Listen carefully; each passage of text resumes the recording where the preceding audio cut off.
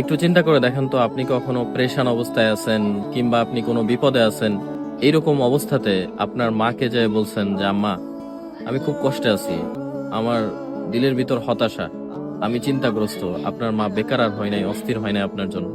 এরকম কি কখনো হয় যে মা আপনার থেকে মুখ ফিরাই নিছে? কখনোই হবে না।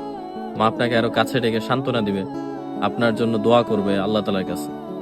আপনি কখনো চিন্তা করে দেখছেন যে আমরা বিপদ আসলে দুনিয়ার মানুষের কাছে বলে দেখি, কিন্তু যেই মাকে আল্লাহ তাআলা বানাইছেন, যেই মায়ের দিলে আল্লাহ তাআলাই মমতা দিছেন, সেই আল্লাহ তাআলার কাছে কতটুকু বলি? সে আল্লাহ তাআলার কাছে যায় কি চাই আমরা কখনো?